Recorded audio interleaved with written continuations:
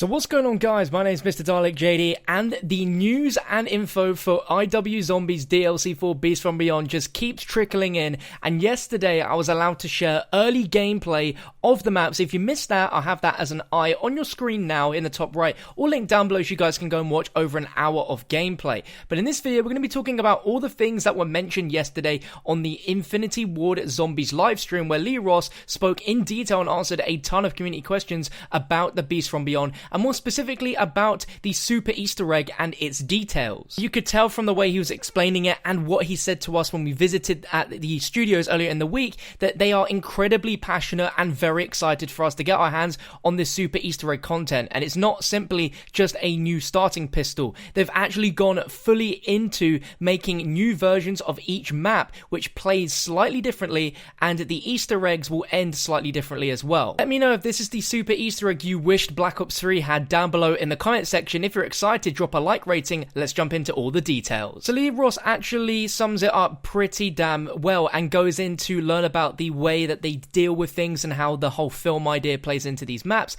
And essentially he said when movies come out in the theatre, you get the vanilla version, and when those films finally come to home video, such as on DVD and Blu-ray, you get what they call the director's cut, which normally includes a lot more additional content and perhaps even an extended amount of footage that you'll see in the main movie, so there's deleted scenes and all that great stuff. Essentially how they're going to be treating the super Easter egg. So once you've finished the final Easter egg on Beast from Beyond, you're going to unlock the director's cut version of every single map, and that means brand new things in every single map that you have to be doing to advance through this super Easter egg. And one example is that on Zombies in Spaceland, the Easter egg is going to be a little bit different. It's going to be very similar and follow the same steps, but it's obviously going to equal something a little bit different. And Easter eggs such as the Yeti Eye Easter egg, which he's been teasing all along, as soon as you have that 5th soul key, that will be unlocked for you to do inside of the director's cut version of Zombies in Spaceland. He also mentioned how this is going to make it very easy and almost rewarding the players that have gone through all of these maps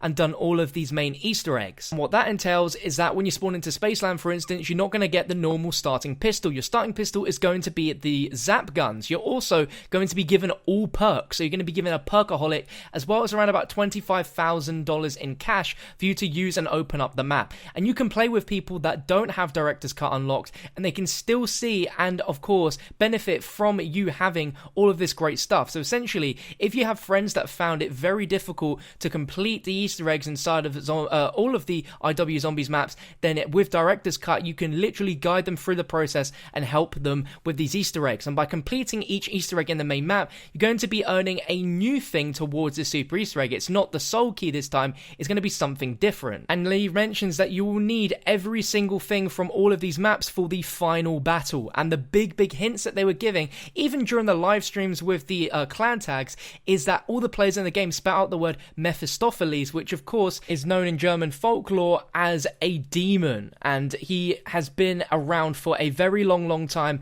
and he's appeared in literature as the demon in the Faust legend. And from the new rank 999 icons as well as the calling cards which you've managed to find out, we now know that this final super boss fight Easter egg is going to be Mephistopheles himself, a variation of the devil. Now, he also mentioned as well that there's going to be brand new cutscenes with this director's cut content, and he mentioned at the studio that, you know, there wasn't a ending cutscene for Zombies in Spaceland originally. Well, there is going to be one with director's cut. Now, I don't know if that's going to be the sense for every single map having its own different cutscene, but we're guaranteed to get a Zombies in Spaceland ending cutscene, and we're going to have a secondary alternate ending to the Beast from Beyond, which is going to be the ultimate ending. And he says the reasoning for the 4 characters being chosen throughout this entire story will come clear and we will understand everything. He also mentioned that director's cut is not going to be easy mode all the way, and that you can turn director's cut off if you don't want to use it, of course, and want to play that vanilla experience.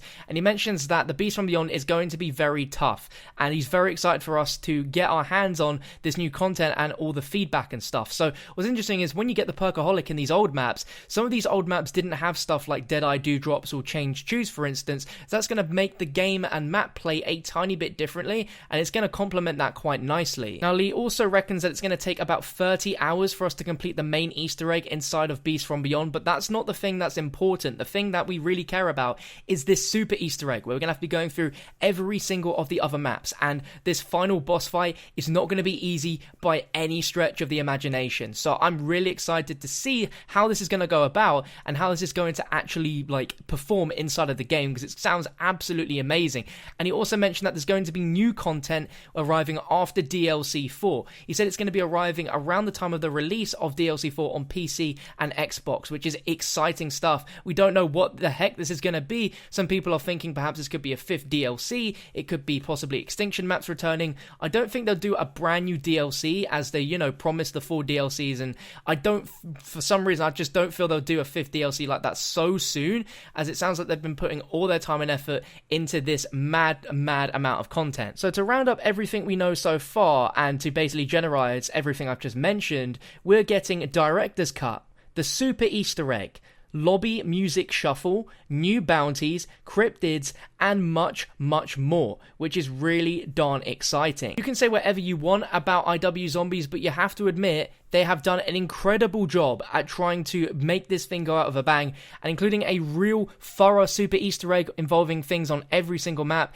is music to our ears, and I can't wait to jump into this next week. And if you guys can't wait as well, make sure you hit that subscribe button, as we bring you a ton of content when this map drops, as well as covering the super Easter egg. I mean, like I mentioned earlier, I've already got early gameplay which you can watch if you haven't seen the map already, and you can watch the intro cutscene to get yourself up to date with the storyline for this map. But thank you for watching, you've been amazing, and I'll catch you next time.